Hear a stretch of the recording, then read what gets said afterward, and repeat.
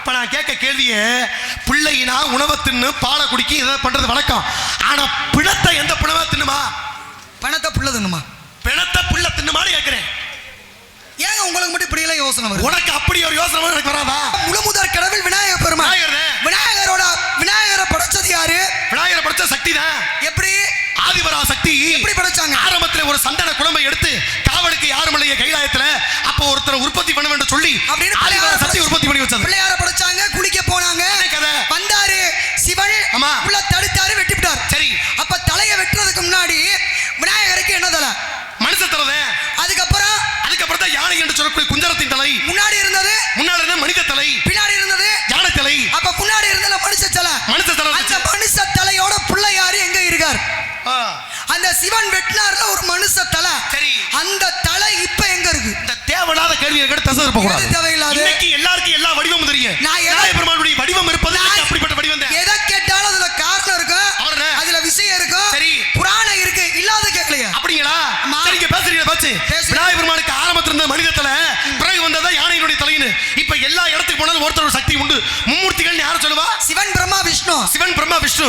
சிவனுக்குரிய வேலை என்ன தெரியுமா? சிவனுக்கு படைக்க அழிக்கிற வேலை. அழிக்கிற வேலை.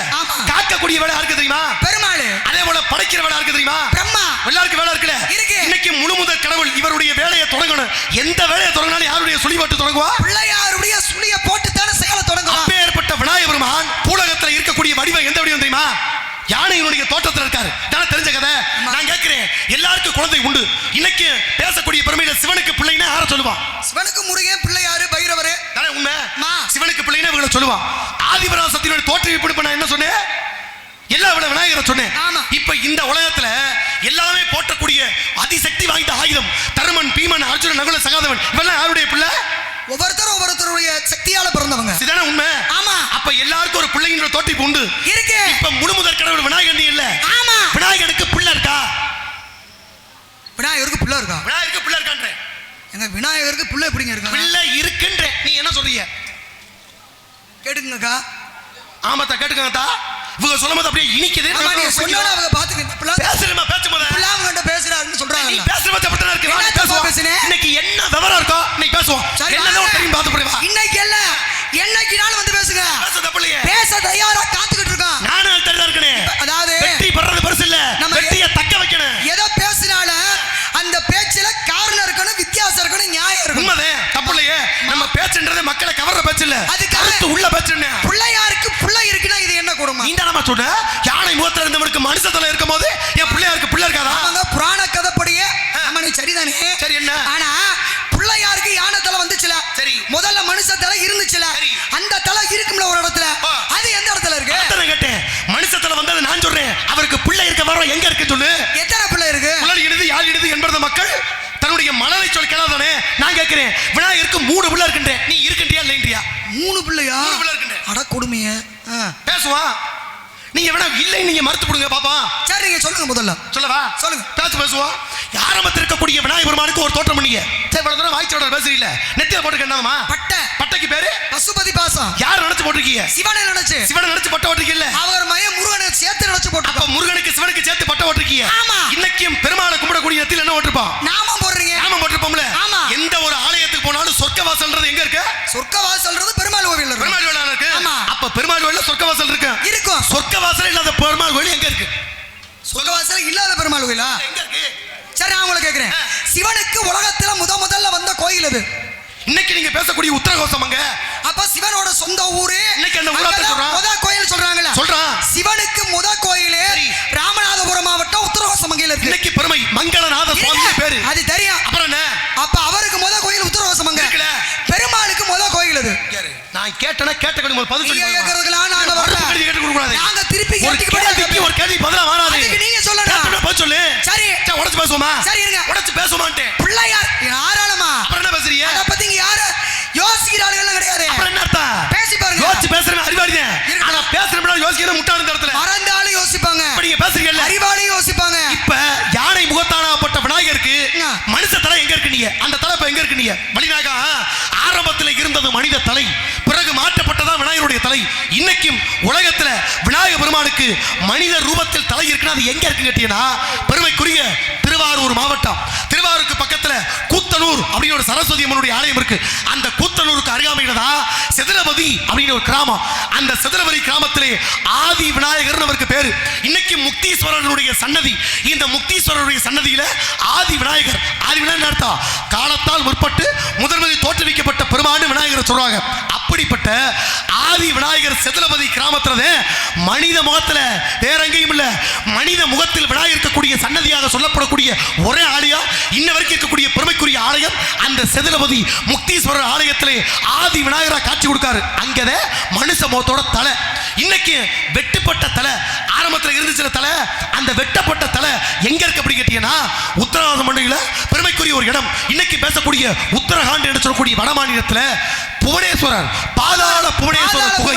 அந்த பாதாள புவனேஸ்வரர் குகையில தான் ஆரம்பத்தில் இருந்த விநாயகருடைய வெட்டப்பட்ட தலையை வச்சு வழிபாடு நடக்கக்கூடிய ஆலயம் பாதாள புவனேஸ்வரர் குகையில. அது அங்க மனுஷ முகத்தோட இருக்கிறது செதிலபதி கிராமத்தில் ஆதி விநாயகர் முக்தீஸ்வரர் சன்னதியில இருக்கா. தலை இருக்கிறது அங்க இல்ல, மறுத்து பேசணும் இல்லாத மறுத்து பேச முடியும், இருக்கிறத மறுத்து பேசணும். சரி, அப்ப மனித தலையோட இருக்கிறது கூத்தனூருக்கு பக்கத்துல செதிலபதி, அந்த வெட்டப்பட்ட தலை இருக்கிறது உத்தரகாண்ட் மாநிலத்தில் பாதாள புவனேஸ்வரர் ஆலயம். இன்னைக்கு வழிபாடு நடக்குதுல. சரி, அதே மாதிரி பிள்ளையாருக்கு 3 பிள்ளை இருக்கு. நான் சொல்லுவாங்களே மோதை, விமோதை, நந்தினி, கேசரி, வல்லவை, சித்தி, புத்தி, இந்த வரிசையில பிள்ளையாருக்கு 13 பொண்டாட்டி இருக்கு. எல்லாமே சக்திகள், மனைவினா மனைவி கிடையாது. ஆனா பிள்ளையாருக்கு 3 பிள்ளை இருக்கு அப்படின்னா இருக்கு. நம்ம எல்லாத்துக்குமே தெரிஞ்ச விஷயம் தான். இன்னைக்கும் பிள்ளையாருடைய சுழிய போறோம், உகாரம்னு 3 போடுறோம். அந்த உகாரத்தை போட்ட பிறகு எந்த ஒரு நல்ல விஷயத்தையோ என்ன ஒன்று எழுதும் போது லாபம் அப்படின்னு எழுதுவோம். அடுத்து அந்த விஷயம் நிறைவடையும் போது சுபம் அப்படின்னு எழுதுறான். அடுத்து இன்னொரு பிள்ளை இருக்கு, என்னது இன்றைக்கு வட மாநிலத்திலே அந்த பெண்ணுக்கு சந்தோஷினி மாதா அப்படின்னு பேரு. அப்ப லாபன் என்று சொல்லக்கூடியது பிள்ளையாரோட பிள்ளை, சுபன் அப்படின்றது பிள்ளையாரோட பிள்ளை, சந்தோஷினி மாதா என்று சொல்லக்கூடிய பெண்ணு பிள்ளையாரோட பிள்ளை. மொத்தம் பிள்ளையாருக்கு 3 பிள்ளை. அப்ப விவரம் இருக்கிறதுனால வெளியில வருது. கேட்டோம்ல கல்வி இருந்து போட்டோம். வாசனை பத்தி பேசுறீங்க, சரி இருக்கட்டும். இப்ப நான் உங்களை ஒரு விஷயம் கேட்கிறேன். என்னத்தா? அந்த பெருமாளுக்கு முத கோயில் நான் ஒன்று கேட்டேன். பெருமாளுக்கு சொர்க்கவாசல் இல்லாத கோயில். சொர்க்கவாசல் இல்லாதது நம்ம கும்பகோணத்தில் இருக்கக்கூடிய சாரங்கபாணி ஆலயம். இன்னைக்கு பெருமை இருக்குல்ல அந்த சொர்க்கவாசல்ல. ஏன்னா அதுவே வைகுண்டம். வைகுண்டத்தில் இருந்த பெருமாளே நேரா வந்து எழுந்துறது இருக்காரா. அதனால வைகுண்டமாக கருதுவதாலே அங்கே சொர்க்கவாசல் கிடையாது. பூலோக வைகுண்டம்ன்றது ஸ்ரீரங்கம், அது வேற பெருமை இருக்குல்ல. அதே மாதிரி ராமானுஜர் பிறந்தார் இல்லையா ஸ்ரீபெரும்புதூர், அங்கேயும் சொர்க்கவாசல் கிடையாது. சரி, சில தலங்கள் இருக்கு, அதுல முக்கியமா இத்தனை பெருமாள் இருக்குல்ல.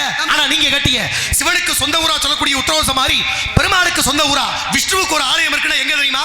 இன்னைக்கும் திருவரங்கம் அப்படின்னு நம்ம ஸ்ரீரங்கத்தை சொல்றோம். பெருமாளுடைய ஆலயம் புண்ணியமிக்க திருச்சிக்கு அருகாமையில். அந்த ஸ்ரீரங்கத்துக்கு முந்தைய தலமாக பேசக்கூடிய ஆற்றப்பட்ட 10 அவதாரம் மொத்தம். இந்த 10 அவதாரத்துல எத்தனை அவதாரத்தோடு சம்பந்தப்பட்ட ஆலயங்கள் இருந்தாலும் முதல் அவதாரம் என்று சொல்லக்கூடியது மச்ச அவதாரம். இந்த மச்ச அவதாரத்தோடு தொடர்புடைய ஆலயமாக இந்த ஆலயம் இருக்கு. அது எங்க கேட்டீங்கன்னா ஆரம்பத்திலே சோமுகன்ற அரக்கே வேதத்தை எல்லாம் பெருமன்ட்ட இருந்து திருடிட்டு போயிட்டாரு. அப்ப இந்த சோமுகன்ற அரக்கே யார்கிட்ட திருடி போனாரு? பிரம்மதேவன்ட்ட இருந்து வேதத்தை திருடி கொண்டு போனார். பெருமாளே நீங்க தான் காத்து கொடுக்கன்னு கேட்டார். பெருமாள் சோமனோட போராடி பார்த்தார், அதை கடலுக்குள்ள போயிட்டான். கடலுக்குள்ள போனவனை அழித்து வேதத்தை மீட்டுவதற்கு பெருமாள் எடுத்த அவதாரம் மச்ச அவதாரம். அப்படிப்பட்ட மச்ச அவதாரத்தை எடுத்து பெருமாள் காட்சி கொடுத்த கோலத்திலே எங்களுக்கு அருள்வாளிப்பாய் வேண்டிக்கிட்டது கிடங்கத்தான் அந்த பெருமாள் காட்சி கொடுத்த ஒரு ஸ்தலம் தான் ஆதி திருவரங்கம்னு பேரு. திருவரங்கம்னா இப்ப இருக்க ஸ்ரீரங்கம். ஆதி திருவரங்கம்ன்றது எங்க இருக்கு கேட்டீங்கன்னா திருவண்ணாமலைக்கு பக்கத்துல அந்த பகுதியில் பார்த்தா திருக்கோவிலுக்கு அருகாமையில ஆதி திருவரங்கம்ன்ற பேர்ல ரங்கநாதன் ரங்கவள்ளி அப்படின்ற ஆலயத்தோடு இன்னைக்கும் பெருமை பேசக்கூடிய ஒரு ஆலயமாக பெரிய பெருமாளாக காட்சி கொடுக்கக்கூடிய ஒரே இடம் திருவண்ணாமலைக்கு பக்கத்துல ஆதி திருவரங்கத்தில் இருக்கக்கூடிய பெருமாள் இருக்காரா. திருவரங்கம் அப்படின்றா இப்ப திருவரங்கம் முந்தினதா திருப்பதி முந்தினதா? இன்னைக்கு நீங்க பாத்தீங்கன்னா ஆரம்பத்தில் ஒருத்தருக்கு காட்டு உண்டு. இந்த அவதாரம் மற்ற அவதாரத்தோடு தொடர்புடையது. அப்ப மச்சம்னா முதல் அவதாரம் தொடர்புடையது. நீங்க சொன்ன ஆதி திருவரங்கம் திருவண்ணாமலை பக்கத்துல இருக்கு. சரி, அதை ஏத்துக்கிறேன். நான் கேட்கறது ஸ்ரீரங்கம் முந்தினதா திருப்பதி முந்தினதா? உடனே நீங்க புரிஞ்சுக்கணும். ஆரம்பத்தில் திருப்பதிக்கு இடையே பெருமை இருக்கு. இது முதல் அவதாரத்தோட தொடர்புடையது. அப்புறம் இதை எப்படி சொல்வீங்க? ஏன்னா சீனிவாச அவதாரம் மட்டும் அடுக்கடுக்கு எடுக்கப்பட்டது. ராம அவதாரத்தின் போது உருவானது விபீஷ்ணனால உருவானது திருவரங்கம். அப்ப அது முந்தினது. அதுக்கப்புறம் ஸ்ரீனிவாச வந்ததுன்னா திருப்பதி. அப்ப அது பிந்தினது. ஆனா நான் என்ன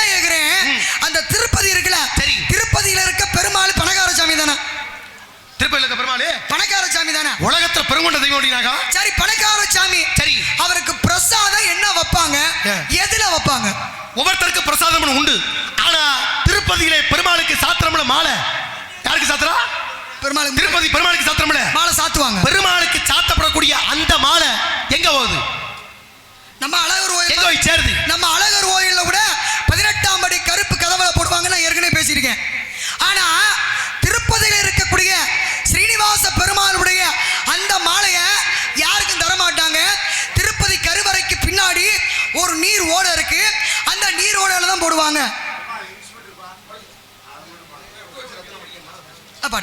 அப்ப அந்த ஸ்ரீனிவாச பெருமாள் என்ற திருப்பதியினுடைய கருவறைக்கு பின்னாடி இருக்க நீரோடையில தான் நீங்க கேட்ட மாதிரி அந்த மாலையை போடுவாங்க சொல்லுமா நான் சொல்லிட்டேன்ல நீரோடையில மாலை போடுவாங்க இப்ப இப்படி ஒரு மாலை இருக்குல்ல ஆமா இப்ப உலகத்தில் தாத்தக்கூடிய அந்த மாலை அங்க போய் சேருதுல ஆனா திருப்பதி பெருமாளுக்கு இன்ன வரைக்கும் பிரசாதமா படைக்கிறானா மண் பாத்திரம் இருக்கு தெரியுமா மண் பாத்திரம் ஆமா இந்த மண் பாத்திரத்துல தயிர் சாதத்தை பெருமாளுக்கு படைக்கிறோம் ஏன் என்னதான் பணக்கார கடவுளா இருந்தாலும் யார்ட்ட இருந்து வட்டிக்கு வாங்கியிருக்காரு குபேரன்ட்ட இருந்து ஆக குபேரன்ட்ட இருந்து வட்டிக்கு வாங்கினால தயிர் சோறை மண் பாத்திரத்தில் ஒரு பக்தனுடைய பக்தை கிணங்க ஏன் எண்ணற்ற சிறப்பான அம்சம் அவற்றில்லாததா ஒரு பக்தனின் வேண்டுகோள் கிணங்க அவன் அன்பை மதிக்கும் விதமாக மண்பாண்டத்துல தயிர் சாத்தனைக்கு சாப்பிட்டு இருக்காரு அப்ப திருப்பதிக்கு வைக்கக்கூடிய சாப்பாடு தயிர் சாதம் அதுவும் மண்பானையில தான் திருப்பதியே சாப்பிடுறாரு பாத்துக்கங்க சரி அதே மாதிரி திருப்பதிக்கு போடக்கூடிய மாலை அந்த நீரோடையில வந்து இன்னைக்கு திருப்பதிக்கு பக்கத்துல ஒரு 15-20 மைலுக்குள்ள வேற்பாடு என்று சொல்லக்கூடிய இடத்துல இன்னைக்கும் பார்க்கலாமா அந்த நீர்ல விட்டு அந்த வேற்பாடுன்ற இடத்துல தான் திருப்பதியினுடைய மாலை வந்து சேருது அப்ப எவ்வளவு பெருமை பாத்தீங்களா இருக்கு ஒண்ணுக்குள்ள ஒண்ணு 1000 கருத்து இருக்கு சரி மாலை இருக்கு சரிமா இப்ப நீங்க ஆரம்பத்துல சொன்ன மாதிரி ஆண்டாள் மாலை 3 இடத்துக்கு போகுது சரி திருப்பதி மாலை வேற்பாடுன்ற இடத்துக்கு போகுது அழகர் மாலை 18ஆம் படி கருப்பு கதவுக்கு போகுது சரி நான் கேக்குறேன் சிவகங்கை இருக்குல்ல ஆமா சிவகங்கையில இருந்து ஒரு சமஸ்தானம் மாலை ஒரு கோவிலுக்கு போகுது சரி எந்த கோயில் இது யாரும் அவ்வளவா பேசாத ஒரு விஷயம் சொல்லுங்க பாப்போம் இன்னைக்கு ராமநாதபுரம் மாவட்டம் இருக்கு ராமநாதபுரம் மாவட்டத்திலிருந்து சிவகங்கைக்கு ரொம்ப தொடர்பு நெக்கச்சக்க இருக்கு அது பெரியது சிறியது இருக்கு அது கூட தனித்துவம் வேற கணக்கு இதை பேசுவோம் இப்ப அங்க இருந்து சிவகங்கைக்கு ஒரு மாலை வரணும் ஒரு காரணம் இருக்கணும்ல இப்ப ஒவ்வொரு மாவட்டத்துக்கு ஒரு மரியாதை இருக்கும் மரியாதை கிடையாது ஆரம்பத்தில் முருகனை பத்தி பேசுறீங்க முருகனுடைய பெருமை ஒட்டுமொத்த ஆலயத்தில் இருக்கு தனிப்பட்ட பெருமை இப்ப நான் கேட்கிறேன் எல்லா வல்ல பெருமைக்குரிய ராமநாதத்திலிருந்து சிவகங்கை மாவட்டத்துக்கு ஒரு மாலை வருதுல இப்ப நான் கேட்கிறேன் ஒரு பிள்ளைக்கு அழகுன்றது எவ்வளவு பெரிய ஆளா இருந்தாலும் தந்தையினுடைய பேரை காப்பாற்றக்கூடியது தந்தை மகர் காட்டு நன்றி அவன் அதை எத்து முந்திகிற பச்சைகள் ஆமா ஈன்ற பொழுதின் பெருதக்கு தன்மகளை சான்றோனை கேட்டு தானே கதை தானே உண்மை இன்னைக்கு எவ்வளவு பெரிய ஆளுனாலும் 4 பேர் மெச்சும்படி வாழணும்னா யாராரு மாதா பிதா குரு தெய்வம் தனமா உண்மை ஆமா மாதா பிதா குரு தெய்வம் ஒரு பிள்ளைய வந்து பேச விட்டு பார்க்கணுமா பிள்ளைய பேச விட்டு பார்க்கணும் ஒரு பிள்ளைக்கு அழகு தன்னுடைய தாய் தப்பனை கடைசி வரைக்கும் பாதுகாக்கிறது அதே பிள்ளையோடைய வேலை தாய் தகப்பனுடைய மரியாதையை காப்பாத்துறது அதிகபட்சம் ஒரு குழந்தைக்கு என்ன ஊட்டுவாங்க நினைக்கிறீங்க சாப்பிடுறதுக்கு என்ன ஊட்டுவாங்க சாப்பிடுறதுக்கு உணவு ஊட்டுவாங்க பால் ஊட்டுவாங்க தானே உண்மை யதார்த்தமா எல்லா பிள்ளைகளும் சாப்பிடுறது தானே தானே உண்மை யதார்த்தமா எல்லா பிள்ளைகளும் சாப்பிடுறது இதுன்னு ஆண்டாண்டு காலம் அழுது புரண்டாலும் ஆண்டார் மீண்டும் திரும்பியது முடி சார்ந்த மன்னரா இருந்தாலும் இறுதியில பிடிசாமல் ஆவான் செத்து போனா அவன் என்னமா சொல்லுவான் செத்து போனா சவம் தானே இன்னைக்கு நம்ம தமிழகத்துல சவத்தை நம்ம எப்படி சொல்றோம் பணம்னு சொல்றோம் சொல்ற வழக்கம் தானே செத்து போனா உயிர் உள்ள வரைக்கும் சிவம் போயிருச்சுன்னா அது பிணம் இப்ப நான் கேட்க கேள்வியே பிள்ளைனா உணவை தின்னு பாலை குடிக்கி இதை பண்றது வழக்கம் ஆனா பிணத்தை எந்த பிணமா தின்னுமா பணத்தை புள்ள தின்னுமா பிணத்தை புள்ள தின்னுமான்னு கேட்கிறேன் ஏங்க உங்களுக்கு மட்டும் இப்படி எல்லாம் யோசனை வரும் உனக்கு அப்படி ஒரு யோசனை வரும் எனக்கு வராதா நான் ஒண்ணும் தப்பா கேட்கலையா நான் சரியா கேட்டுக்கிட்டு இருக்கேன் ராமநாதபுரம் சமஸ்தானத்துல இருந்து ஒரு ஊருக்கு ஒரு இடத்துக்கு மாலை போகுது மாலை வருது நீ கேட்ட நான் என்ன கேட்டேன் உலகத்துல பிள்ளையா பிறந்தா உணவை சாப்பிடுறது பாலை குடிக்கும் ஆனா பிணத்தை தின்னுமா பிள்ளைன்னு கேட்டேன் பிணத்தை ஒரு பிள்ளை தின்னுச்சுல எந்த பிள்ளை பார்வதி சிவனிடத்துல சொன்னாங்களா முருகேன்னு பிள்ளை இருக்காரு பிள்ளை யாருன்னு பிள்ளை இருக்காரு சரி பைரவ இருக்கியா வீரபத்திர இருக்கியா எத்தனையோ குழந்தைகள் இருக்கு ஆனாலும் ஒரு ஜோதிமயமாக ஒரு பிரகாசமான ஒரு குழந்தை எனக்கு வேணும் அப்படின்னு பூஜை பண்ணாங்களா விளக்கு பூஜை அதான் விளக்கு ஏத்தி அதனாலதான் இன்னைக்கு கூட நம்ம விளக்கு பூஜை பண்றாங்க பெண்கள்லாம் சரி பார்வதியே பண்ணின பூஜை விளக்கு பூஜை சிவனுக்கு அதனாலதான் இன்னைக்கு பெண்கள் விளக்கு பூஜை அப்படின்னு ஒண்ணு பண்ணிட்டு இருக்கான் அப்ப ஜோதியின் வடிவமாக தன்னுடைய கணவனான சிவனை கண்டு அந்த அம்மா பூஜை பண்ணாங்க அப்ப அந்த விளக்குல இருந்து ஒரு புள்ள தோன்றுச்சு சுடரிலிருந்து தோன்றிய ஒளிமயமான அழகான ஒரு மயன் நல்லபடியா பிள்ளைய வளர்த்து பால் ஊட்டி சோறு ஊட்டி நல்லா வளர்த்தாங்க.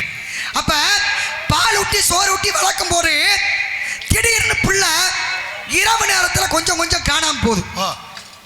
காலையில சிவனும் பார்வதியை தூக்கி பிள்ளைய கொஞ்சம் கொஞ்சினா அது மேல கெட்ட வாடை பெண வாடை அடிக்குது. என்ன இப்படி அடிக்குது? என்ன பிள்ளை விட்டு அழகா இருக்கியா? நம்ம பிள்ளை ஆசைப்பட்டு தோன்றின ஒரு குழந்தை, இது மேல ஏன் இப்படி ஒரு பிணவாடை அடிக்குதுன்னு புரியல. சரி, மறுநாள் இதை கண்டுபிடிக்கணும்னு சொல்லி புள்ள இறங்கி பூலோகத்துக்கு போறாரு. பின்தொடர்ந்து போய் பார்க்குறாங்க, இவருக்கு இவங்க கொடுக்குற சாப்பாடு பத்தல. பூலோகத்துக்கு வந்து சுடுகாட்டில் இருக்க பிணத்தை எடுத்து சாப்பிட்றாரு. அப்படி பிணத்தை எடுத்து சாப்பிட்றதுனால தான் இப்படி வாடை அடிக்குது. பார்த்தாங்க சிவனும் பார்வதியும், இனிமேல் நீங்க இங்க இருக்க வேணாம், நீ பூலோகத்துக்கு போய் அந்த மயானம் என்ற சுடுகாட்டுக்கு காவலாயிரு அப்படின்னு சொன்னாங்களா. அதனாலதான் சுடரிலிருந்து பிறந்தவன் சிவனுடைய மகள் பிணம் தின்ன காரணத்தினால இன்னைக்கும் மயானத்திலே சுடலமாடன் சாமி இருக்குல்ல, அவர் தான் சுடர் என்ற விளக்கில் இருந்து பிறந்தவர், பிணத்தை எடுத்து சாப்பிட்ட புள்ள. அப்ப எப்பேற்பட்ட புள்ள? யாருடைய புள்ள? சக்தியுடைய சொருமா பிறக்கப்பட்ட புள்ள சுடலை மாடன் அவருக்கு பேரு இருக்கா? படிக்க காட்டிய ஒரு சமஸ்தானத்திலிருந்து சிவகங்கைக்கு வருது மாலைனா காரணம்லாம் மாலை வராது. ஏதாவது கருத்து பயந்துருக்கணும், அப்படிப்பட்ட லீலைகள் நடந்துட்டாத மாலை வரும். ஏன்? சேதுபதி மன்னனுடைய மகள் பட்டத்து இளவரசி கிடத்த ஒரு முத்துமணி மாலை. இந்த முத்துமணி மாலை திடீர்னு காணா போயிருது. காணா போனா தேடி பார்க்கணும்ல, தேடி பார்த்தாங்க, எங்கேயுமே கிடைக்கல. மாலை இல்லைன்னா சுத்தமுத்தி பார்த்தா படை வீரர்கள் தேடி பார்த்தா எங்கேயும் கிடைக்கல. மன்னர் பக்கத்துல இருந்து மந்திரி சொன்னாரா, மாலை கிடைக்கல, வருத்தப்படாதீங்க, இந்த ஊர்ல நல்லா குறிபாத்து சொல்லக்கூடிய கோடாங்கி இருக்காங்க, அந்த கோடாங்கியில கூட்டி வந்து குறிபாத்தம்னா மாலை எங்க இருக்கின்ற விஷயம் தெரிய வரும் சொல்ல எல்லா கோடாங்கி கூட்டி வந்து பார்த்தாச்சு, குறி பார்த்து கிடைக்கல. ஒரே ஒரு கோடாங்கியை கடைசியா கூட்டி வரும்போது சொன்னாரா, ஐயா எனக்கு தெரியாது எங்க இருக்குன்னு மாலை வருத்த குறி பார்த்து சொல்ல தெரியாது, ஆனா ஒருத்தன் குறி பார்த்து சொன்னால் அந்த குறி தப்பாது, அப்படிப்பட்ட கோடாங்கி இருக்கான்னு சொல்ல நேரா கூட்டிட்டு வா, விவரத்தை சொல்லு. மன்னர் அழைத்தாலும் சொன்னார். மன்னர் கூப்பிட்டது கிடங்க அந்த ஆளை சிவகங்கைக்கு பக்கத்துல இருந்து கூட்டிட்டு வர்றாங்க. கூட்டிட்டு வந்த பொழுது அந்த ஆள் கேட்ட ஒரு வார்த்தை, ஐயா காணாம போச்சு பொருள், அந்த பொருளை நீங்க கண்டுபிடிச்சு கொடுக்கணுமா, கண்டுபிடித்து கொடுத்தால் உனக்கு தக்க சன்மானம் கிடைக்கும்னு சொல்ல. அப்பதான் சொன்னாரா, குறி கேட்கணும் ஆசைப்பட்ட, குறி சொல்ற ஆளு வரணுமா இல்ல நான் வரணுமா அப்படின்னு கேட்க, குறி சொல்ற ஆள் வரணுமா நான் வர கேட்ட என்ன அர்த்தம்? சொல்றவர் வேறு இவர் வேறையா?